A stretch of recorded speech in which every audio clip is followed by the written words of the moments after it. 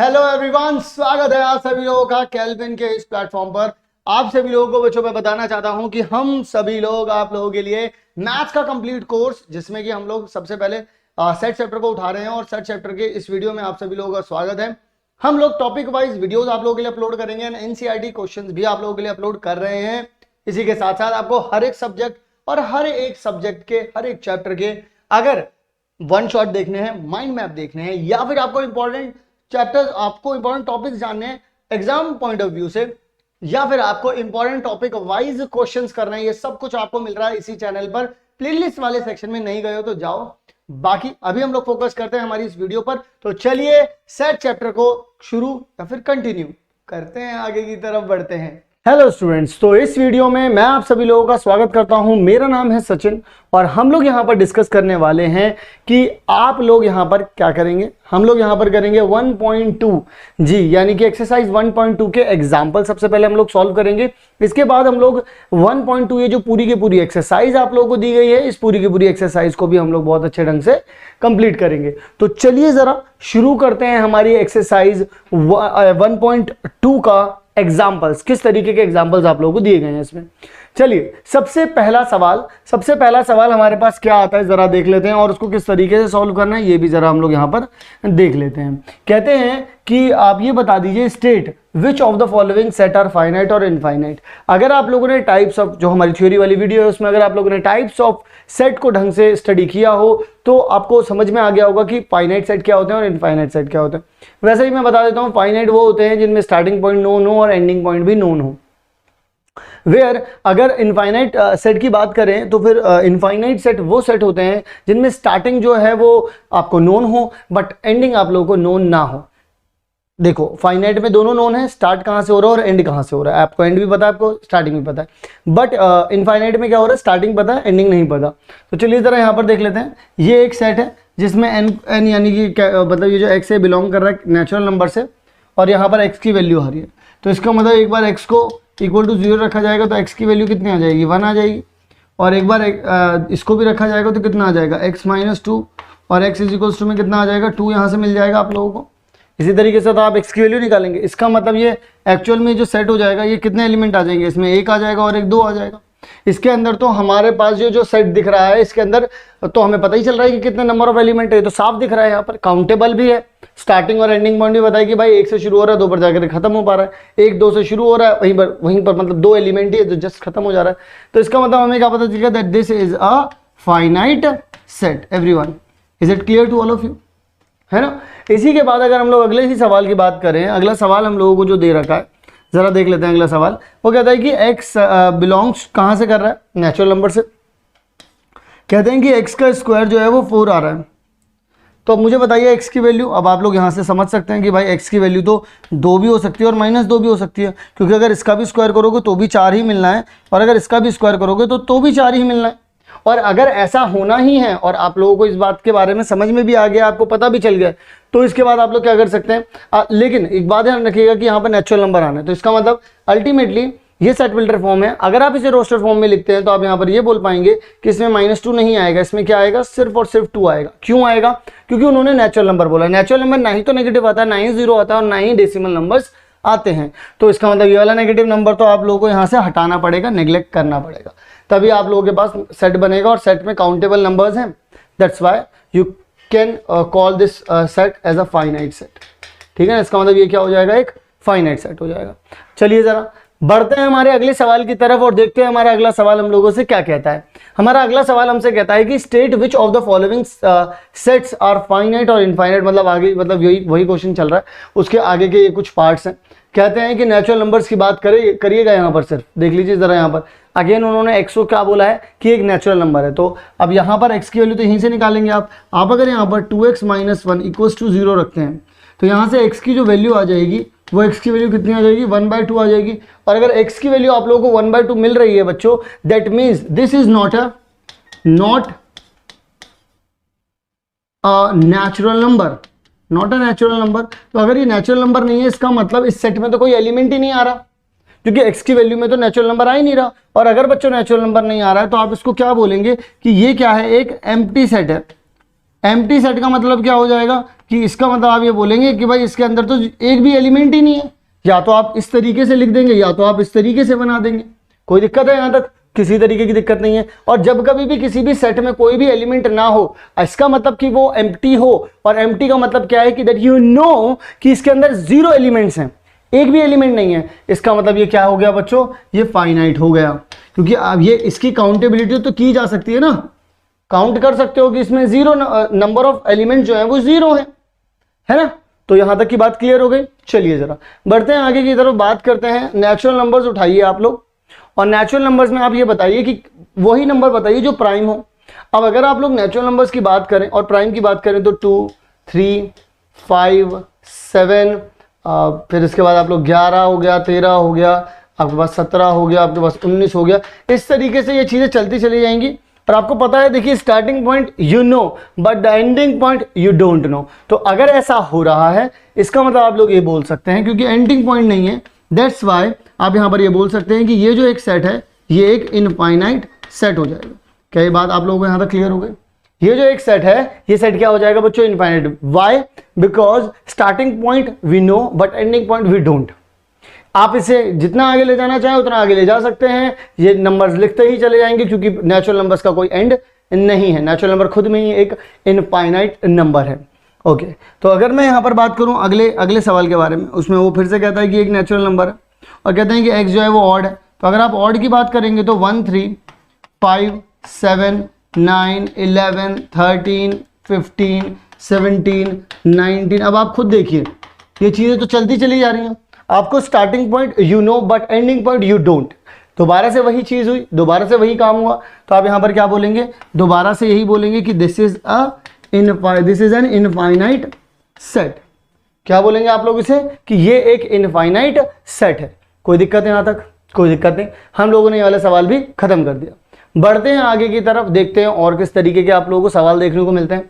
यहां पर देखिए कहते हैं कि find pairs of equal set. Equal set के बारे में भी आप लोगों को पता है। इक्वल सेट वो सेट होते हैं जिसमें number of element and elements दोनों के दोनों ही क्या हो? सेम हो। Again number of element and जो एलिमेंट की शक्ल सूरत है वो भी सेम ही होनी चाहिए।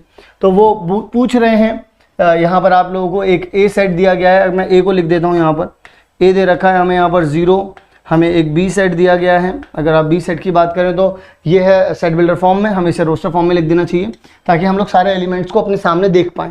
रोस्टर फॉर्म की सबसे अच्छी बात बच्चों ये है कि वो यहाँ पर ये बता देता है हमको कि यहाँ पर एक्चुअल में रोस्टर फॉर्म में कितने एलिमेंट्स वहाँ पर कंटेन हो रहे हैं, है ना बच्चों। So let's do this. अब वो आपसे बोल रहा है कि 15 से ज़्यादा बड़े नंबर, 15 से बड़े नंबर। यहां पर वो आपसे बोल रहा है 5 से छोटे नंबर। मतलब x एक ऐसा नंबर है जो कि 5 से छोटा है, 15 से बड़ा है। क्या कभी आपको एक ऐसा नंबर मिला जो एक ही टाइम पर 5 से छोटा भी हो जाए और 15 से बड़ा भी हो जाए? ऐसा तो आपको कभी भी नहीं मिला। और अगर ऐसा आप लोगों को नहीं मिला, इसका मतलब आप क्या बोलेंगे कि ये सेट एक एम्प्टी सेट है, इसके अंदर कुछ भी नहीं है। ठीक है ना। सी सेट के बारे में अगर बात करें तो सी सेट क्या है? सी सेट ये बोल रहा है कि भाई यहाँ पर आप x की वैल्यू निकाल लीजिए इस वाली इक्वेशन में से। मैंने कहा यार अब ये भी कोई ये भी सॉल्व करवाओगे क्या आप हमसे? तो यहाँ पर इसका मतलब सी में कितना आ जाएगा? एक ही एलिमेंट आया जो कि क्या है? 5।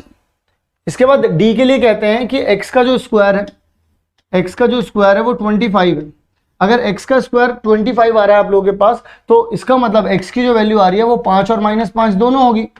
भाई एग्री करते हो नहीं करते? क्योंकि 5 का स्क्वायर करोगे तो भी 25 ही आना है और -5 का स्क्वायर करोगे तो भी 25 ही आना है। तो जब इन दोनों का स्क्वायर करके 25 ही आना है तो इसका मतलब x की वैल्यू क्या रहने वाली है? प्लस का 5 और माइनस का 5। अगर किसी को अभी भी दिक्कत आती है तो अब वो इस तरीके से देख सकता है कि 25 को मैं इधर की तरफ ले आया तो मैंने इसे ऐसे इस तरीके से लिख दिया। फिर मैं यहाँ पे बोल सकता हूँ एक्स स्क्वायर माइनस में 5 का स्क्वायर इक्वल्स टू में 0। तो यहाँ पर x + 5 और x - 5 इक्वल्स टू में 0, यानी कि x की वैल्यू कितनी आ जाएगी? एक बार इसे रखेंगे तो -5, इसे रखेंगे तो +5। यानी कि आप लोग ये बात कह पाएंगे कि डी सेट जो है आपके पास कुछ इस तरीके से आ जाएगा जिसमें 5 और -5 दोनों चीज़ें लिखी जा सकें। तो डी सेट आप लोगों का इस तरीके से हो गया। अच्छा, अगला सवाल, अगला सेट है जो ई कहता है कि x such that x is an integral positive root of the equation this. अगर मैं इस इक्वेशन की बच्चों बात करूं आप लोगों से, दूसरे कलर से कर लेते हैं यहाँ पर। अगर मैं इसकी बात करूं तो क्या लिखा है, एक्स स्क्वायर माइनस में 2x माइनस में 15 इक्वल्स टू में कितना आ जाएगा 0। अगर आप लोगों के पास ऐसा आ रहा है तो अब आप क्या कहेंगे कि x का स्क्वायर माइनस का 5x प्लस में 3x, क्योंकि अगर आप इन दोनों को जोड़ते हैं तो आपके पास माइनस का 2x आ जाएगा। और अगर आप यहाँ पर आप लोग कितना लिख सकते हैं, माइनस का 15 इक्वल टू में 0।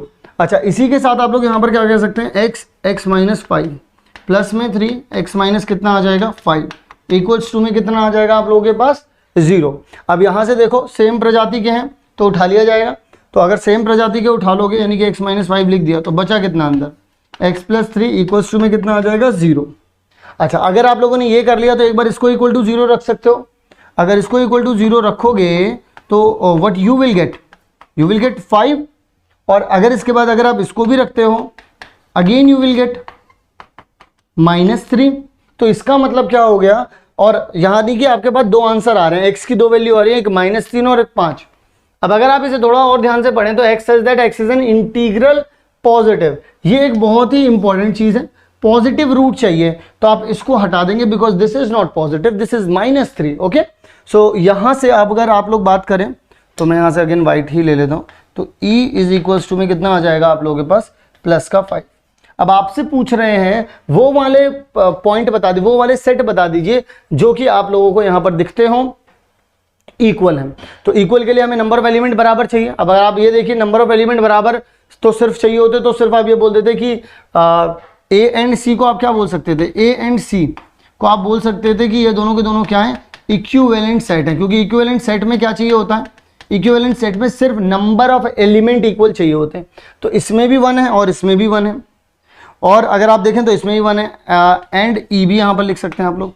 ई, ए एंड सी, ये तीनों के तीनों जो सेट हैं क्या हो जाएंगे, इक्विवेलेंट हो जाएंगे। बट बात हो रही थी इक्वल की, तो इक्वल की बात कर लेते हैं। आप लोगों को यहां पर सिर्फ यही दोनों सेट यानी कि C and E are equal set दिखेंगे। क्या दिखेंगे, ये इक्वल सेट दिखेंगे। वाई, क्योंकि E में और C में, E में कह लो, E में C में कह लो, इन दोनों में ही number of element and element, ये दोनों की दोनों चीजें जो हैं वो बराबर आ रही हैं। ठीक है बच्चों, चलिए जरा बढ़ते हैं आगे की तरफ, मूव करते हैं हमारे अगले सवाल की तरफ। आई होप आप लोगों को ये बात यहां तक क्लियर हो गई होगी। अगर हम लोग हमारे अगले सवाल के बारे में बात करें तो अगला सवाल हमारा ये है, और हमसे कहते हैं कि which of the following pairs of sets are equal, justify. अच्छा, जस्टिफाई पिछले वाले सवाल में भी था, तो अगर जस्टिफाई की बात करें तो हम लोगों ने जस्टिफाई पूरी तरीके से किया है, आप लोग टेंशन ना लें इसकी। हम लोगों ने जब इसको रोस्टर फॉर्म में कन्वर्ट किया है और हम लोगों ने जस्टिफिकेशन भी दे रहे हैं हम ऐसा नहीं है कि हम बोल नहीं रहे हैं, क्योंकि यहां पर number of elements and elements both are same, तो ये हमारा जस्टिफिकेशन है। हम लोगों ने पहले सेट बिल्डर से रोस्टर में किया, रोस्टर से फिर हम लोगों ने एनालाइज किया, एनालाइज करने के बाद हमें पता चल गई बात। अगेन अगर मैं थोड़ा और आगे की तरफ चलूं और यहां की बात करूं तो which of the following pairs of sets are equal, justify your answer. तो अगर आप लोगों को यहां पर समझ में आए तो x की अगर ये बात करें तो अगर आप ये अगर x की बात करते हैं तो यहां से a आ जाएगा, यहां से l आ जाएगा, यहां से आपके पास o आ जाएगा और यहां से आपके पास y आ जाएगा। लेकिन अगर ये b सेट की बात करें तो b में भी अगर ये देखें तो l आ रहा है, o आ रहा है, y आ रहा है और a आ रहा है। तो अब आप लोगों को यहां से पता चल गया है कि l है, o है, y है, a है। तो यानी कि नंबर ऑफ एलिमेंट भी इक्वल है और एलिमेंट भी इक्वल है। सीक्वेंस से तो वैसे भी कोई मैटर नहीं पड़ता, फर्क नहीं पड़ता। अब इन्हें और इधर उधर करके लिख लीजिए, उससे फर्क नहीं पड़ेगा। फर्क किससे पड़ता है, फर्क बस इस चीज से पड़ता है कि जो नंबर ऑफ एलिमेंट है वो बराबर हो और जो एलिमेंट है वो भी एक दूसरे के बराबर होने ही चाहिए। अच्छा चलिए जरा अगले सवाल की तरफ चलते हैं। अगला सवाल यहाँ पर ये बिलोंग का साइन है, ठीक है ना, बिलोंग का साइन है। कहते हैं कि ए सेट जो है वो कुछ इस तरीके से है कि आपके पास n का स्क्वायर है और ये इक्वल टू है। देखिए जरा यहाँ पर मैं इसे दोबारा से लिख देता हूँ, n का स्क्वायर इज इक्वल्स टू में 4 दे रखा है आप लोगों को, और यहाँ पर आप लोगों से बोल रखा है ये रियल नंबर है और यहाँ से आप लोगों को वैल्यूज निकालनी है। तो कोई दिक्कत नहीं है, हमें ए सेट सबसे पहले कैलकुलेट कर लेना है। When we know this that n square is equals to में 4, then we can write this as -4 is equals to में 4 को यहाँ इधर की तरफ शिफ्ट कर दिया, तो ये ऑब्वियसली यहाँ पॉजिटिव था तो यहाँ नेगेटिव हो जाएगा। आफ्टर दैट इसके बाद आप लोग क्या कर सकते हैं, यहाँ पर n का स्क्वायर माइनस में 2 का स्क्वायर, यानी कि आप लिख सकते हैं n+2 और n-2। वाई, क्योंकि यहाँ पर आप लोगों को पता होना चाहिए कि a square minus b square is equals to में a प्लस बी इंटू में a माइनस बी, इस तरीके से होता है। अच्छा, इसके बाद क्या कर सकते हैं अपन लोग, हम लोग यहाँ पर लिख सकते हैं एक बार n की वैल्यू कितनी आ जाएगी आपके पास, प्लस का 2 और एक बार आ जाएगी माइनस का 2। दैट मीन्स आप लोग यहाँ पर बोल सकते हैं कि ए सेट में कौन कौन से एलिमेंट आ रहे हैं आप लोगों के पास, +2 और -2। अच्छा, अब आप में से कोई ये बोलेगा सर इसमें आप लोगों ने आपने नेगेटिव वाला लिख दिया, इसलिए लिख दिया क्योंकि बेटा उन्होंने इंटीजर बोला था। इंटीजर पॉजिटिव और नेगेटिव हो सकते हैं, डेसिमल नहीं हो सकते, बस इतना हो सकता है, इतना ध्यान रखना है। अच्छा, बी की अगर आप लोग बात करेंगे तो बी में ये इस इक्वेशन को जो है आप लोगों को सॉल्व कर देना है। तो इक्वेशन तो बड़ा ही ईजी है, इसे ओपन करेंगे, माइनस का 2x और -x + 2, इन दोनों को कॉमन कर देंगे तो x - 2 आ जाएगा। इन दोनों में से अगर -1 निकाल लूँगा तो x - 2 आ जाएगा। इन दोनों को निकाल लो कॉमन, तो x - 2 आ गया यहाँ पर और x - 1 आ गया यहाँ पर। तो यानी कि x की वैल्यू कितनी आ गई, 1 और 2। तो यानी कि x की वैल्यू आप लोग क्या लिख पाएंगे, 1 और 2, क्योंकि एक बार अगर इसे 0 के इक्वल रखोगे तो 1 आ जाएगा, इसे रखोगे तो 2 आ जाएगा। तो यानी कि एक सेट बन गया 1 2 और ये कितना आ गया b। अब आपको यहाँ पर दिख रहा है इसमें 2 एलिमेंट है, आपको दिख रहा है इसमें भी 2 एलिमेंट है। क्या ये दोनों के दोनों एलिमेंट जो है क्या वो बराबर है? क्या a के सारे एलिमेंट b के सारे एलिमेंट के बराबर है? नहीं, सिर्फ 2 ही एक ऐसा एलिमेंट है जो इन दोनों में है, लेकिन इसमें -2 है, फिर उधर -2 की जगह पे कितना दे रखा है, 1 दे रखा है। सो दैट मीन्स हम लोग यहाँ पर बोल सकते हैं कि a is not equal to b। वहीं पर अगर मैं इसकी बात करूं तो यहाँ पर हम लोग क्या बोल सकते थे, a इज इक्वल्स टू में b, और यहाँ पर हम लोग क्या बोल सकते थे, c इज इक्वल्स टू में e। सो इसी के साथ बच्चों हमारे जो एग्जाम्पल्स थे 1.2 के वो सारे के सारे यहाँ पर हो जाते हैं खत्म। अब हम लोग नेक्स्ट वीडियो में मिलेंगे जिसमें हम लोग बात करने वाले हैं आप लोगों से NCERT 1.2 के एक्सरसाइज के क्वेश्चंस के बारे में। तो चलिए जरा विदाउट वेस्टिंग एनी टाइम हम लोग आगे की तरफ बढ़ते हैं और बात करते हैं आप सभी लोगों से NCERT सॉल्यूशन, यानी NCERT एक्सरसाइज के सॉल्यूशन। कौन सा सॉल्यूशन? 1.2 का। मिलता हूं आप सभी लोगों से नेक्स्ट वीडियो में। सो आई होप आप सभी लोगों को ये वीडियो भी पसंद आ गई होगी एंड आप लोग कॉन्सेप्ट भी समझ चुके होंगे। लेकिन इसके बाद जो अगला वाला टॉपिक है क्या वो नहीं देखोगे?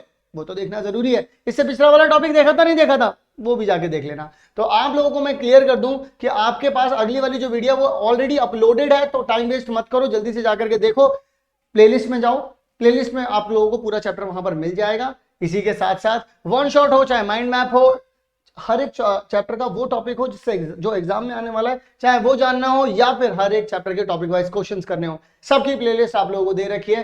गो and check our playlist section. तो मिलता हूं आप सभी लोगों से इसी तरीके की नेक्स्ट वीडियो में, तब तक के लिए आप सभी लोग अपना ध्यान रखें।